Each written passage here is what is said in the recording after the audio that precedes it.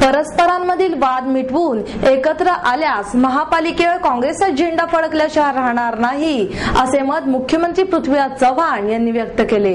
पुणे शहर जिल्हा काँग्रेस कमिटीच्या वतीने आयोजित कोथरूड विधानसभा मतदारसंघातील कार्यकर्त्यांच्या आणि नागरिकांच्या मेळाव्यात कार्यकर्त्यांना मार्गदर्शन त्यांनी केले.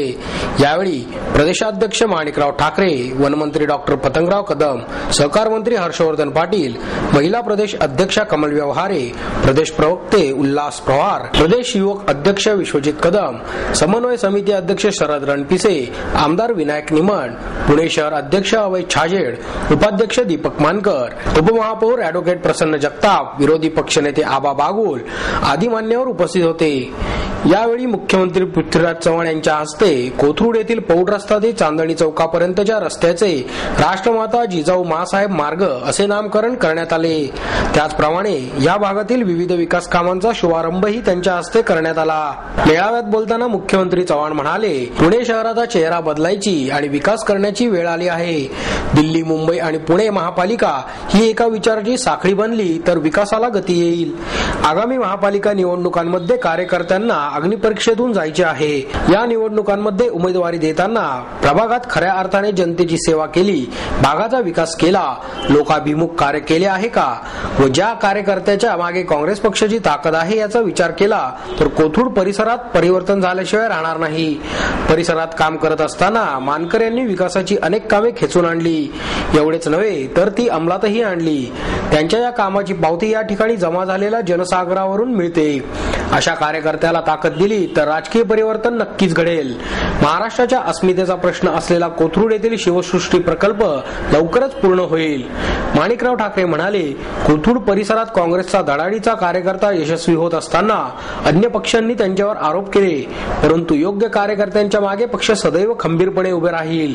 मानकर यांना कोथरूड परिसरात काँग्रेसची खिंड जिंकायची आहे.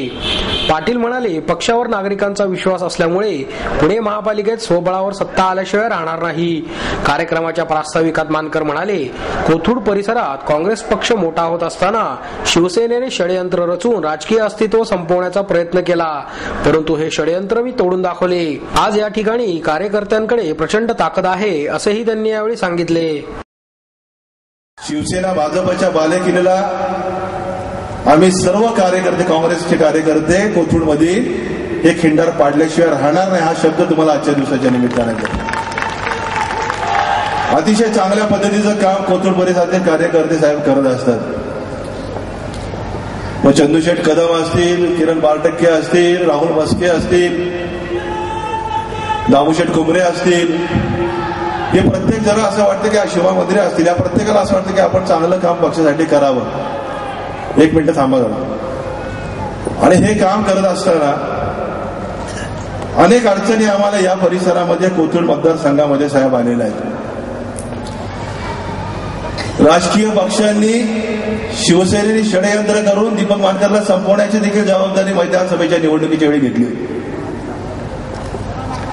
म्हणजे कशा पद्धतीचं राजकारण या मतदारसंघामध्ये चालतं साहेब याच्याकडे लक्ष देण्याची वेळ या ठिकाणी खऱ्या अर्थानं आली. मागच्या महानगरपालिकेच्या निवडणुकीला पश्चिम महाराष्ट्रामध्ये सगळ्यात जास्त मतांनी साहेब मी निवडून आलो, 5,000 मतांनी निवडून आलो.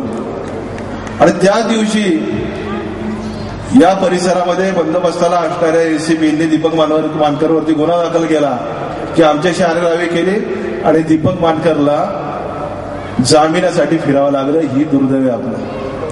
कुराडे नावाचे एसीबी होते, त्यांच्यावरती खरंच कारवाई व्हायला पाहिजे. म्हणजे ज्यावेळी मला विजय उत्सव चालू करायचा काँग्रेसचा, त्या ठिकाणी दुर्दैवाने माझ्यावरती केस टाकण्याचं काम जर कोण करत असेल तर निश्चितपणे आपण साहेब विचार नाही करा. आणि या सर्व गोष्टी येत्या निवडणुकीच्या निमित्तानं होणार आहे. याची पूर्वतयारी आतापासून आपण करायला पाहिजे. खऱ्या अर्थानं जर तुम्हाला कोथरूडकरांना, कोथरूडच्या कार्यकर्त्यांना जर ताकद द्यायची असेल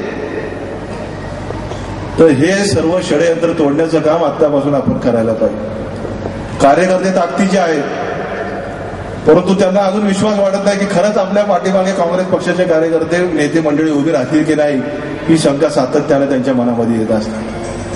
परंतु या ठिकाणी ही उपस्थिती सर्व काही दाखवून दिलं. तुमच्या सगळ्यांच्या उपस्थितीने या सगळ्यांना आज बळ आलेलं आहे. आज एका बाजूला दिल्लीच्या सरकारमध्ये देशाची वेगानं आर्थिक प्रगती चाललेली आहे राज्यामध्ये वेगानं आर्थिक प्रगती चाललेली आहे. राज्य शासनाच्या आणि केंद्राच्या तिजोरीमध्ये पैसे वाढत आहेत आणि त्यामुळे विकासाला पैसा देण्याकरता आमच्याकडे ताकद निर्माण झालेली आहे. पण खरा प्रश्न असा आहे की हा पैसा आमच्या राज्याच्या तिजोरीत आला, आम्ही पुण्याच्या विकासाकरता पैसे पाठवले, तर हा विकास कोण करणार आहे, हे काम कोण करणार आहे, या कामाचं कार्यान्वयन कोण करणार आहे आणि अंमलबजावणी कोण करणार आहे, ती निवडणूक तुम्हाला करायची. आज दीपक मानकरांसारखे कार्यकर्ते नगरसेवक तुम्ही पुणे भरामध्ये निवडून दिले, जे काँग्रेसच्या आधिपत्याखाली काँग्रेसच्या विचाराखाली काम करतील, तर निश्चितपणे पुण्याचा कायापालट झाल्याशिवाय राहणार नाही. पुण्याचं जितक्या वेगानं शहर वाढतंय तितक्याच वेगानं आपल्याला नागरी सुविधा निर्माण करायच्या. आज निवडणुकीच्या वातावरणाबद्दल काही चर्चा झाली, कोणी काय कशा प्रकारचे मागचे प्रसंग सांगितले.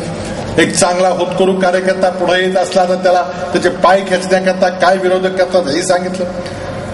दीपक मानकर, मी तुम्हाला सांगू इच्छितो, तुमच्या सर्व सहकार्यांना सांगू इच्छितो की या राज्यामध्ये निवडणुका होतील, ही प्रक्रिया जी होईल ती कायदेशीर पद्धतीने होईल. कुणीही कायदा हातात घेण्याचा प्रयत्न केला तर तो सहन केला जाणार. आणि मला वाटतं आज मुख्यमंत्र्यांना अध्यक्षांना याची प्रचिती आली असेल की येणाऱ्या उद्याच्या महानगरपालिकेच्या निवडणुकीमध्ये स्वबळावर काँग्रेसची सत्ता ही महानगरपालिकेमध्ये आल्याशिवाय राहणार नाही. हा विचार आता याच शहरातल्या काँग्रेसच्या कार्यकर्त्यांनी स्वीकारलेला आणि म्हणून आपण एवढ्या मोठ्या संख्येनं ज्यावेळेस इथं आलेला, मी दीपक भाऊ मानकरचं मनापासून अभिनंदन करणार आहे. एक ताकदीचा कार्यकर्ता, या भागातल्या सामान्य माणसाला मदत करणारा, तळागाळातल्या गोरगरीब लोकांना मदत करणारा आणि कोणतंही संकट जर कुणावर आलं तर त्याच्यासाठी धावून जाणारा अशा प्रकारचा एक कार्यकर्ता. नेमकं याच कार्यकर्त्याला मुख्यमंत्री महोदय, अध्यक्ष महोदय यांना टार्गेट करण्याचं काम काय लोकांच्या माध्यमातून झालं. एक षडयंत्र की हा काँग्रेसचा कार्यकर्ता हा पुढे जातोय, आमच्या बालेकिल्ल्यामध्ये काँग्रेस पक्षाची ताकद वाढवण्याचा प्रयत्न करतोय आणि मला वाटतं त्यांना वेगवेगळ्या माध्यमातून त्यांना त्रास देण्याचा प्रयत्न यापूर्वीच्या काळामध्ये झाला. मी मुख्यमंत्र्यांना अध्यक्षांना विनंती करणार आहे, जर एखादा कार्यकर्ता चुकला जरूर त्याच्यावर कारवाई करा, त्याचं आम्ही कोणी समर्थन करणार नाही. पण कुणीतरी एखादा अधिकारी येतो आणि मग त्याला सांगितलं जातं की ह्या कार्यकर्त्यावर अशा अशा प्रकारचे गुन्हे दाखल करा आणि मग प्रमोशन करताना, बदली करताना मी तुला चांगलं एक्झिक्युटिव्ह पोस्टिंग देईल. मला असं वाटतं याबद्दल कुठेतरी आपल्याला स्पष्टपणानं भूमिका घेण्याची आवश्यकता आहे. जे योग्य काम करतात त्याच्या पाठीमागे आपण ताकद उभी केली पाहिजे. आणि म्हणून दीपक भाऊ, आपण काळजी करू नका. काय घडलं असेल त्याबद्दल फार चिंता करायची काही कारण नाही. पण निश्चितपणानं येणाऱ्या पुढच्या काळामध्ये या शहरामध्येच काय पण या राज्यामध्ये काँग्रेस पक्षाचा कार्यकर्ता म्हणून काम करताना त्याच्यावर जर कोणी अन्याय करण्याचा प्रयत्न केला तर काँग्रेस पक्ष त्याच्या पाठीमागे सगळी ताकद उभी केल्याशिवाय राहणार नाही, ही खात्री मला आपल्या सर्व कार्यकर्त्यांना या ठिकाणी द्यायची. आम्हाला त्याची जाणीव आहे की कशा पद्धतीनं काही लोकांनी त्यांच्यावर आळ आणण्याचा प्रयत्न केला आणि बऱ्याच त्याबद्दलची वेगवेगळ्या प्रकारचा प्रचार सुद्धा पुणे शहरामध्ये केला. आम्हाला खात्री होती की दीपकजी मानकर हे काँग्रेस संघटनेचं काम करत असताना निश्चितच विरोधकाकडनं त्यांच्यावर हल्ले होते, त्यांना नामोहरण करण्याचा प्रयत्न केला जाईल, परंतु त्यांच्या पाठीमागे हे खंबीरपणे आपण उभं राहिलं पाहिजेत आणि तीच भूमिका प्रदेश काँग्रेस कमिटीच्या वतीनं अध्यक्ष या नात्याने सुद्धा मी मागच्या काळामध्ये घेतली. आज एक अत्यंत महत्वाचा या कार्यक्रम ज्या पद्धतीनं त्यांनी आयोजन केलं, संपूर्ण या परिसरामध्ये एक वातावरण निर्माण झालं आणि त्यांनी सांगितलं की कोथरूडमध्ये फक्त एकच नगरसेवक या ठिकाणी आहे, परंतु कोथरूडमध्ये भविष्यामध्ये त्यांनी सांगितलंय कोथरूड विधानसभा मतदारसंघामध्ये मी खिंडार पडल्याशिवाय राहणार नाही.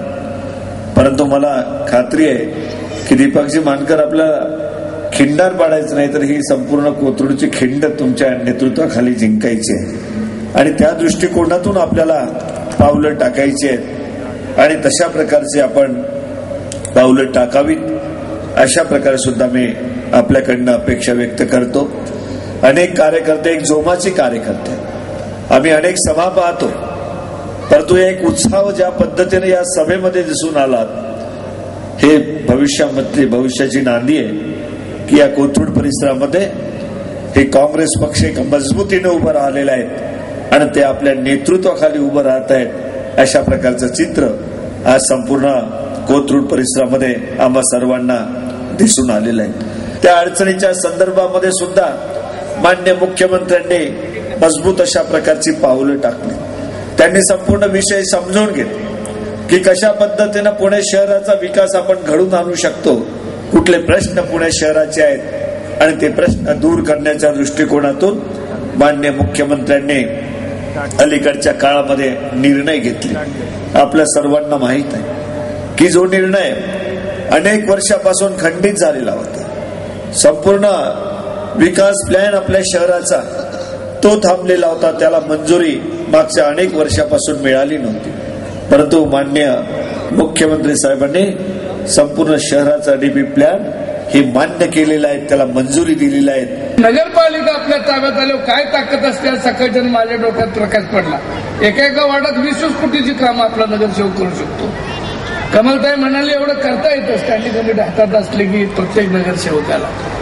आणि म्हणून या सगळ्या परिसरामध्ये दुसरा पैलवान आमच्या शेजारी बसला विनायक जरा जोरायला लागेल, म्युन्सिपाल्टी घ्यायची आपल्याला. सगळी बैठकच करू आपण सगळ्यांना घेऊन, पण म्युन्सिपाल्टी आपल्याला घ्यायची. आणि म्हणून एका वार्डापुरतं नाही तर सगळ्या वार्डामध्ये काम करा. दुसरी दीपकने सुरुवातीला जे सांगितलं हे खरं दुर्दैव आहे, पण मी आपल्याला मुद्दाम सांगतो, या शहरामध्ये मी राहतो, आज नाही 61 सालापासून राहतो. त्यामुळे इथं कुणाची दादागिरी, कुणाचाही पोलीस काही होणार नाही. आम्ही त्या काळात इथं थांबणार आहोत, तेव्हा चिंता करू नका. मुख्यमंत्री आपला आहे, सरकार आपल्याकडे, हर्षवर्धन इकडे तिकडे पळू नको, त्यावेळेला आपण तिथंच बसायचं. त्यामुळे अडचणीला आता भीती पुन्हा अन्य व्हायचं काही कारण नाही, एवढं तुम्हाला ठामपणानं सांगतो. कारण आमचं म्हणणं असं आहे, आम्हाला पाठिंबा सरकारी अधिकाऱ्याचा नको आहे. निष्प्रळपणानं ह्या निवडणुका व्यवस्थित झाल्या पाहिजे ही आमची अपेक्षा आहे. आणि आमच्या मुख्यमंत्र्याला एक तसोवर सुद्धा काही कमी पडेल असं आमच्याकडनं वागणं होणार नाही. आणि मग काँग्रेस कार्यकर्त्यांना मी सांगतो, चिंतेचं कारण नाही. आणि ज्याचा जन्म झाला नव्हता तेव्हापासून आम्ही राजकारणात 40-45 वर्ष. तेव्हा असं काही उल्हासदादाला माहितीये, शंकरराव मोरे विद्यालयाचे आपण सर्किट हाऊसला सतरंजीव बसून घेतलं. आणि दुसरं बाबांना माहिती आहे का नाही माहिती असेल, शंकरराव मोरे विद्यालयाचं उद्घाटन आनंदराव चव्हाण दादा आपल्या पिताजीने केलेलं आहे. त्यांचा हातच असा लागला सॉलिड की भारतीय विद्यापीठाच्या 185 आता शाखा आहेत. त्यामुळे शंकरराव मोरे विद्यालयाला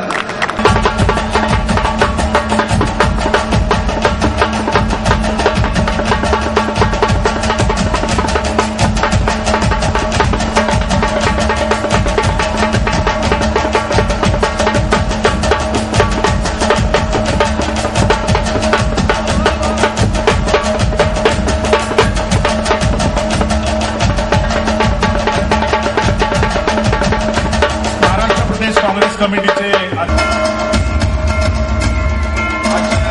कार्यक्रमाला आलेल्या सर्व पाहुण्यांनी, येणाऱ्या महानगरपालिकेच्या जीवनाच्या आम्ही आता लढाईला सज्ज आहोत याची ग्वाही